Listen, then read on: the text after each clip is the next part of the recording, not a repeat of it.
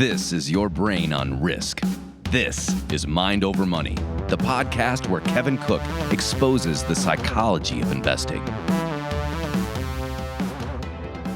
Welcome back to Mind Over Money. I'm Kevin Cook, your field guide and storyteller for the fascinating arena of behavioral economics.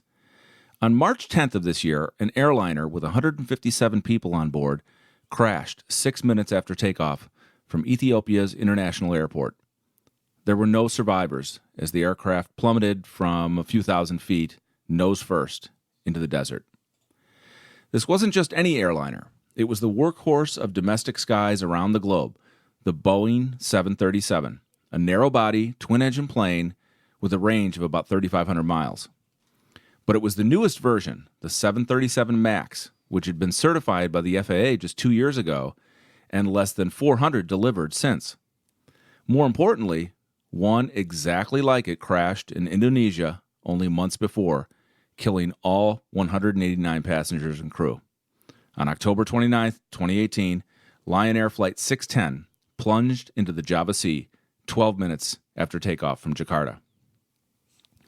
And so the March crash in Ethiopia is really when the story broke for most of us. It could have been a random coincidence, but as facts started to bubble to the surface quickly in that first 24 hours, and no place is faster for spreading both truth and speculation than Twitter, it became apparent that the two accidents shared many similarities that called into question both the aircraft control systems and pilot training.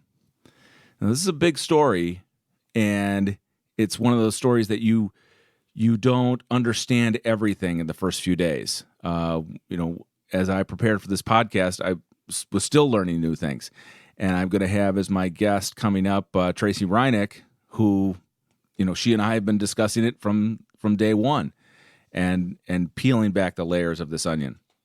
So that was March 10th, a Sunday. And the following morning, I was scheduled already to come into Zach's and film our weekly top stock picks video.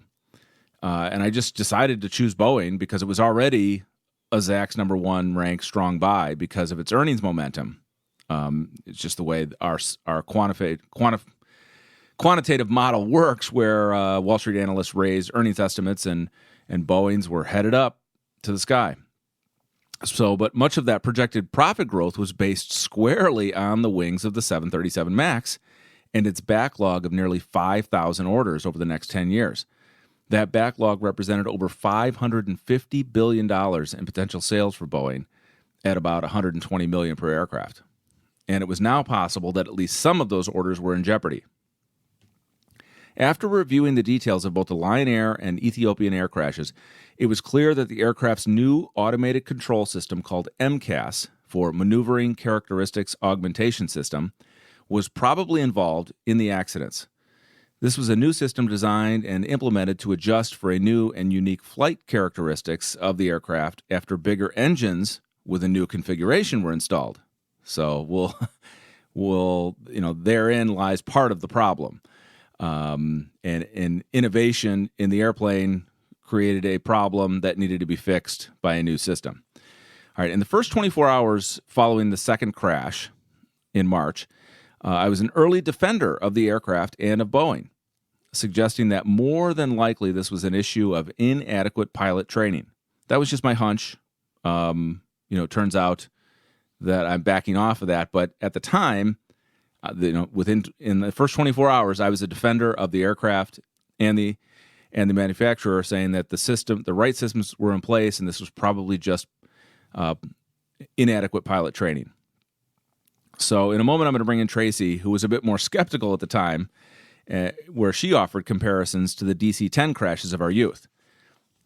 So in the wide battlefield between our views, we have since discovered many surprising events along the trail of economic behavior, from Boeing's design of the 737 MAX to the FAA's frequent stamps of approval. So that's the landscape we'll survey today, and there are many layers. All right, first let me explain how I talked about the Ethiopian tragedy in terms of the failed system, the MCAS system on the 737 MAX. When Boeing designed it, the new 737, they added more powerful, fuel-efficient engines and had to adjust their placement on the wings, moving them forward This created changes in the plane's flight characteristics. One of the changes was a tendency for the aircraft to pitch its nose upward more than required during climbing procedures. In aviation dynamics, the relative orientation to level flight is known as the angle of attack, or AOA. And it's extremely important to monitor because too steep an angle without enough power or speed will result in a stall or a loss of lift. And lift is just the force of air passing under and over the wings that keeps birds and planes flying. So in a stall, when the plane loses lift, it can fall rapidly, requiring emergency procedures from pilots to regain controlled flight. So Boeing invented a new automated control system to deal with that tendency of the 737 MAX 8 and not merely reduce the constant workload of pilots, but also to reduce the risk of the plane approaching an angle of attack that could lead to a stall. So this is MCAS, Maneuvering Characteristics Augmentation System. They put it on the 737 MAX to enhance pitch characteristics at elevated angles of attack. In other words, if the plane's indicators thought that the pitch was too steep, meaning that these powerful new engines placed in new configurations of the wing were causing the nose to tilt up too much, close to an angle of attack that could stall, the MCAS would kick in and push the nose of the plane down, basically. So MCAS is activated without any pilot input and only operates in manual flaps-up flight. And there were procedures for pilots to follow, but we're going to get to that in a minute. One of the sensors giving input to the system is the angle of attack measurement device, which can determine, based on airflow across the wings, how steep the aircraft nose is pitched. Obviously, if these sensors don't work properly, they can give incorrect input to the MCAS. So, and this is what I was writing on Monday, March 11th, when we didn't have all the data yet from the Ethiopian crash. And I still didn't know all the everything that they'd learned from the Indonesian crash and how similar these might turn out to be. All right, so that's enough of that. They did find the black boxes, fortunately, in Ethiopia, so we began to learn more about it. Okay, so that was basically how I summed it up in early that week. And I don't regret defending Boeing and the aircraft. You know, I've always been an airplane buff and a aviation space fanatic. I was just doing quick analysis based on the information I had, and of course, I kept digging. One resource I went to was one of my brothers. I'll tell you that story in a minute after I bring Tracy in. Tracy Reinick is manager of the Zacks Value Investor Portfolio and host of the excellent Market Edge podcast that you can find here at Zacks. All right, Tracy, so tell us about your first reaction in those early days after the second 737 MAX crash. Well, I mean, I think I was just like the rest of the public as you recounted that something was going on, because we've always been told, and aviation's gotten so safe that, planes don't just fall from the sky normally. So, and especially a new one, that doesn't happen. So something else must be going on there. Yeah. And pretty quick, you were thinking of the DC10. And yes. What did your experience tell you about how aviation in general, and maybe the airlines in particular, and Boeing had a problem on their hands? Well, it just reminded me from a PR point of view of what happened with that DC-10 when more stuff started coming out in the New York Times and other sources about what had gone on with Boeing with this plane. The DC-10, for those who don't know, it was a big event in aviation. It was one of the worst plane crashes in American history in the late 1970s, 1979. 79, yep. They just had the anniversary here because it happened outside of Chicago, and it crashed on takeoff when it lost one of its engines. So that was an engine mount problem? Yes. Yeah. And then it broke off, and the pilot didn't have time to recover, and it only had the one engine. It couldn't get up all the way. And everybody did perish in that accident, but a lot ended up coming out about the maintenance on that engine. A lot of changes were made by the FAA with the airlines and with the plane's manufacturer, which was McDonnell Douglas. But the DC-10 became, because that accident was so bad, it became like the airline you really didn't want to fly on. The plane you didn't want to fly on, yeah. That plane, not necessarily because it was an American Airlines flight, but any airline flying the DC-10s in particular. And so even years later, it was literally 20 years later, it was like 1999, I was in San Francisco and I got on a flight to go back here to Chicago, and it was a DC-10. And I hadn't flown one in forever, and I didn't realize that was actually the last flight of that plane. They like announced it on the intercom. But as someone who did grow up in Chicago and had, seen all the coverage and everything of that prior crash 20 years before, I was like, should I be on this plane? Like, is this... I mean, obviously it's 20 years later and it's flown like thousands of flights. Yeah. So obviously, yes, I should be, but that's how strong PR issues can get with the airlines and certain plane types. Yeah. Yeah, it's not the same as, say, Johnson & Johnson with Tylenol.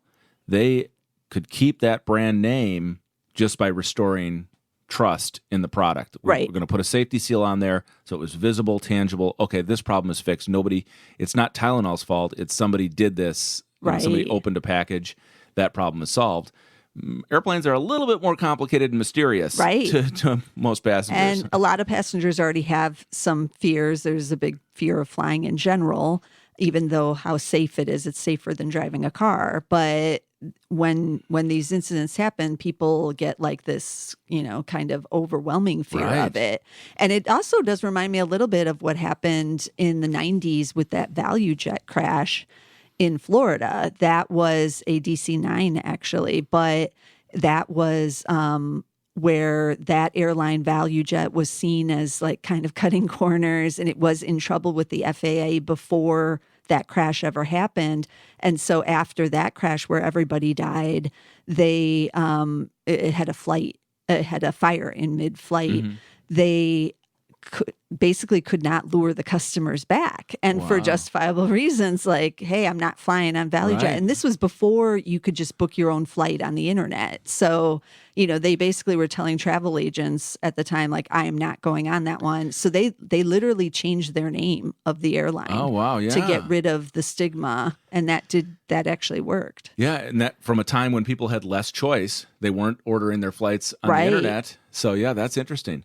So Tracy just gave us a great lesson in behavioral economics about how people think. When something gets attached in your mind in a certain way and there's fear and you have a choice, there's going to be some rebranding required. Yeah, there's some talk about changing the name of this plane too. Well, we were kind of joking about it here when those articles first started appearing, but I didn't think that was a joke at all. I think they're going to have to change. Yeah. So let's keep peeling back the layers of this onion as we discover the story.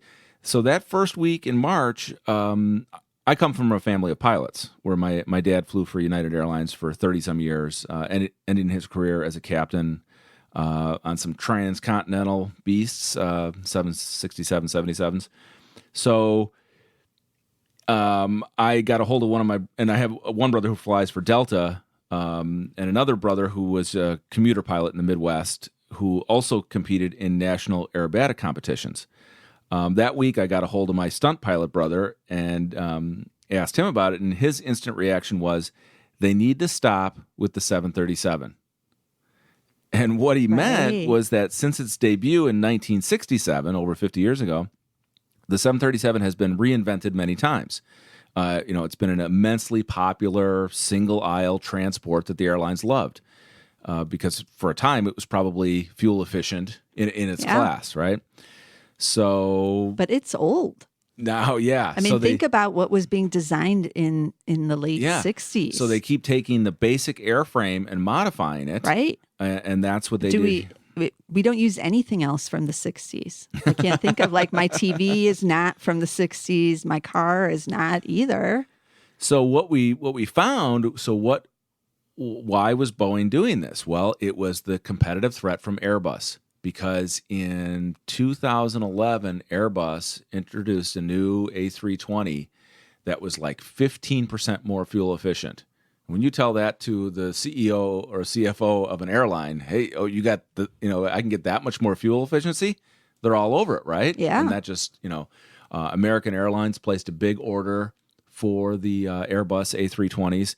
And Boeing was already on the fence, like, what's going to be our next plane? What's our next innovation? Are we going to put a new engine on the 737? And, basically they had to spring into action to meet the competitive threat. Right. And it was faster to just revise the old model. Right. Take the existing airframe. Let's not build a whole new airplane. Yeah. Let's just put better engines on it, more fuel-efficient engines. And that's what they did. But they were bigger. They wouldn't leave as much clearance underneath the wing, so they had to be sort of moved up and forward, and then that changed the aerodynamics of flight for the airplane. So thus, they had to invent the MCAS system because this airplane wanted to have its nose up a lot. Right. And so then, we start to uncover this stuff by March 17th of that week. So, only a week after that crash in Ethiopia, there were some good newspaper articles out, but I was surprised to see the Seattle Times, Boeing's home turf, with one of the most powerful and scathing articles. And the title of the article was "Flawed Analysis, Failed Oversight: How Boeing FAA certified the suspect 737 MAX flight control system." So that's a long title, but they wanted to get the point across. Flawed analysis, failed oversight: how both Boeing and the FAA together certified the already suspect 737 and its flight control system. And so that's when, and I don't even think the plane had been grounded yet. I think it took the FAA maybe another week or two before they came around. But it was pretty damning to have the Seattle paper, come up with that.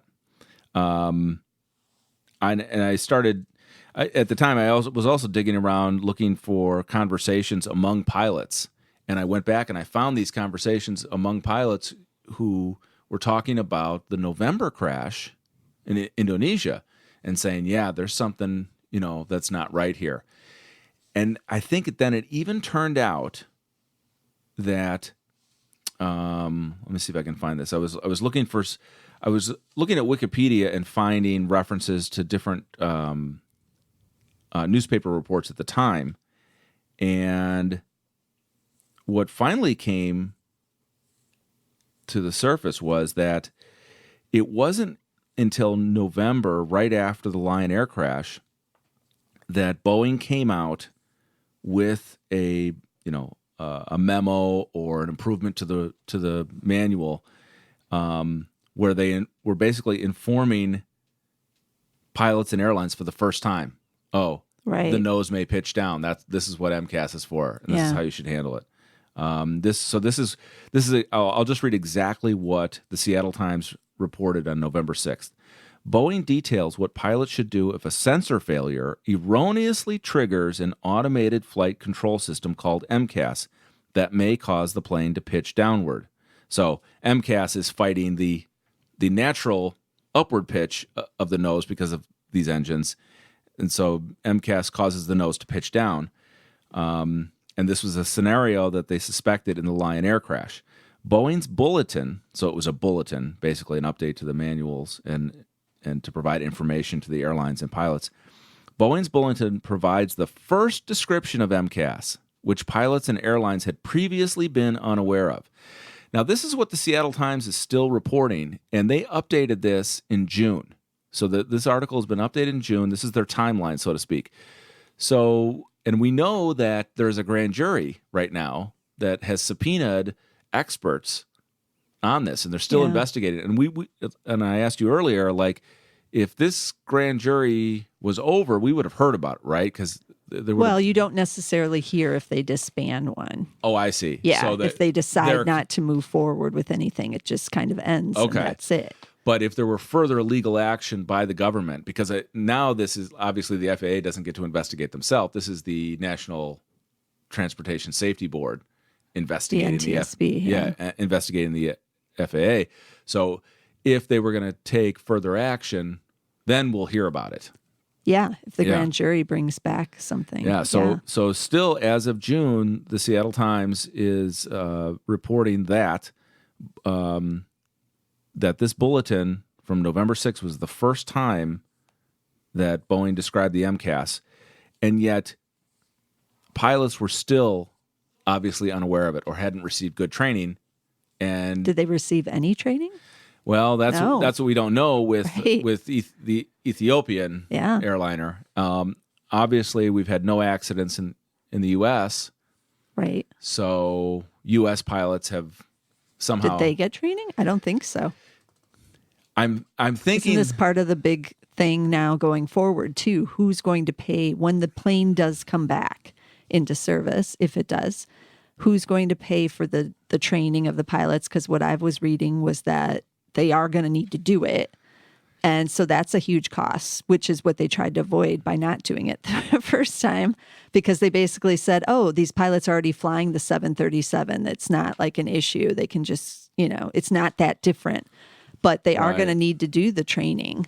So that's going to be like a big cost for someone. Boeing is going to have to pay for the training. Yeah, and they might be paying in some other ways too. I wasn't thinking about this until I was listening in on some of the airliner, their earnings reports recently, and they said they have, the ones that they already bought that were in service, those are just sitting at, some facility where they send the planes to sit. Usually the old ones, but in this case, brand new planes are just sitting there, but they still have to be maintained and stored. Who's paying for that? Mm-hmm. I think Boeing is paying for that too, but there's, what did you say, 400 of them were delivered already? Yes. So they have to pay right now for 400 of them to be, in storage.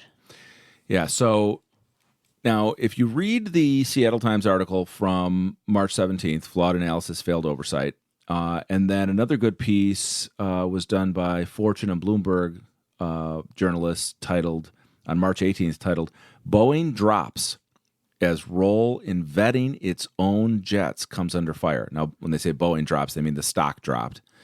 As its role in vetting its own jets comes under fire. So this is where we get into what may have happened between the FAA and Boeing. And when you look at it, even at a quick glance, you're like, well, that's not right. And what's being suggested by these articles is that the FAA delegated many of the procedural evaluations in their R&D and engineering to Boeing itself. So Boeing became its own overseer, allowing the manufacturer essentially to review their own product. Right. And so this seems like a breakdown here. How do you think this happened? Well, I mean, Boeing essentially has a monopoly on airplane building here. And if you're wondering what happened to McDonnell Douglas, who made that DC-10, they were bought out eventually by Boeing. So we used to have more than one airplane manufacturer in the United States. Now we don't. So it's not really surprising. I'm kind of surprised that they're all complaining about the antitrust investigations of big tech right now. Why isn't there one on big airlines? Right. I mean, to me, there should be, but nobody wants to talk about it because Boeing is considered to be almost like a national company. Well, yeah, I say it's almost like NASA. Yeah. Right? In terms of, so the National Aeronautics and Space Administration, they get a lot of cool stuff done. And who do they answer to? They're the scientists and engineers that, they strap a rocket to their own butt, right. So they're not taking passengers. But there have been stories of how past presidents have basically, become almost salesmen for Boeing overseas, or like dropping a line, hey, you should consider our planes and all of that, because it's considered to be not, politically neutral even, that presidents of both parties have done this because it is like America's own company. Mm-hmm. So, Yeah. And this is not to take away from the engineering excellence of Boeing. No. There are thousands Yeah. of excellent engineers and systems and project planners there. And I wouldn't even, I would defend Boeing against anybody saying that there was corruption. Yes, there was a profit motive, and we might, in terms of economic behavior, we might talk about how there is an extreme view that, if there's not a profit motive, things won't work out well. Well, here's a case where the profit motive sort of took over, rushed to get a plane to market to compete with Airbus, and some steps were missed along the way in terms of regulation. Right. And I'm assuming, like what happened with the DC10 crash, where a lot was changed, that will be the result here too. In terms of regulation oversight. Yes. Yeah. So I mean, Boeing has this stellar reputation, and it's symbolic of quality and excellence, but it still needs a regulator, right? Especially for something that is. Yeah. I mean, airline safety is fantastic. You talked about it earlier. It's just gotten better and better. How many years did we go without a major crash? I want to say it was like 5 or 6, wasn't it? Something like that. And getting in your car every day is the most dangerous thing you'll ever do. Yeah. Compared to flight, but it just stands out because the fat tails are so dramatic. When one plane, something can go wrong and it's out of human control, and you lose 100, 200 lives. Right. That's why it stands out as so dramatic. Yeah. So, I mean, there are a lot of voices here that need to be heard. The pilots need to be, and do you envision that there's going to be some kind of hearings before the Senate or some House committee that once all the possibly, the transportation committees, I mean, they hauled Sully up there just for landing on right. on the that's Potomac right. or whatever. No, I'm sure there will be congressional oversight as well as everything else. Yeah, we're see. And if they're doing if the current grand jury is talking to engineers and pilots, they're seeking expert opinions about what went wrong. We may hear from those people too. Maybe. Yeah, we don't know. Yeah, so there's a lot of so we've seen what how the profit motive may have accelerated a plane and a system that that wasn't the safest, and the FAA has some questions to answer too, obviously. Yeah. And so I look forward to hearing from lots of these stakeholders about what went wrong, because I think in a way it's not like there was a single crime and one corrupt act. It was more of a cultural thing, right? So just like we talked about how Boeing has this reputation almost like NASA. So of course the FAA people are like, they know what they're doing. Right, they got complacent. Yeah. They got complacent. Yeah. And so it's the culture that allowed that to happen over time. Right. And now we just have to be aware of it. That little things can have big impacts, obviously, if somebody looks the other way. What happens now, though? There's a lot of these airlines that are really needed these planes. Like they have too much business, and now they were really hurt last quarter, loss of business because they had to ground so many certain airlines, depending on who flies it and how many were delivered. But I mean, the number of, middle class people who want to travel around the globe is increasing. And so all these airlines are in desperate need of new planes, especially the fuel efficient ones. So what happens now going forward, do you think? I would think since the backlog is probably still at least 4,000 planes. At least, we've had a couple of airlines say, cancel big orders and that kind of thing. That Boeing's incentive is to let's fix this plane. Whatever we have to do. That's what I would think. Yeah. Because this is the one we have orders for. Otherwise, you're looking at numerous years of delays to try to have another one. Yeah, start from scratch. They'd be over 5 years behind already. So what about investors in Boeing? Well, what's interesting is that the stock is not really that worse. I know. For this. Why do you think that is? I don't know, because I would think that you could, because with the regulatory uncertainty and the lawsuit uncertainty, and if the government can just say that plane will never fly again, how can you have earnings estimates based on a 4,000 plane backlog that could be wiped out? So But they are, right? Yeah, That's exactly, what they're doing for right now. Yeah, the stock has held up well, near 350. So that's what's confusing to me. And if anybody has any insight, let us know.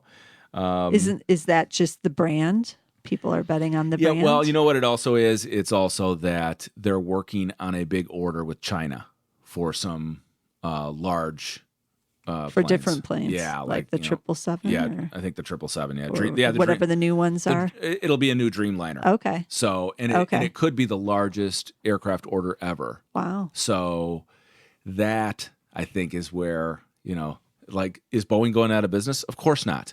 Do they have some things to fix internally? Yeah. And China will still buy their airplanes. Yeah. All right. Well, we've covered obviously not all the issues here, but I wanted to just take a look at it. That this is one of the most interesting behavioral, real-time experiments in behavioral economics going on, and it will continue to unfold before us as we learn more from the NTSB investigation, the grand jury, and then who gets punished, how much, and why, and what the retribution is, what's the mea culpa, what's we did this wrong, and we're going to make sure this never happens again, both from the FAA and from Boeing. Yeah. All right. Well, thanks for joining me, Tracy. Sure, it's always interesting. All right, we'll talk to you soon. This material is being provided for informational purposes only, and nothing herein constitutes investment, legal, accounting, or tax advice, or a recommendation to buy, sell, or hold a security. Do not act or rely upon the information and advice given in this podcast without seeking the services of competent and professional legal, tax, or accounting counsel. Publication and distribution of this podcast is not intended to create, and the information contained herein does not constitute an attorney-client relationship. No recommendation or advice is being given as to whether any investment or strategy is suitable for a particular investor. It should not be assumed that any investments in securities, companies, sectors, or markets identified and described were or will be profitable. All information is current as of the date herein and is subject to change without notice. Any views or opinions expressed may not reflect those of Zacks Investment Research as a whole.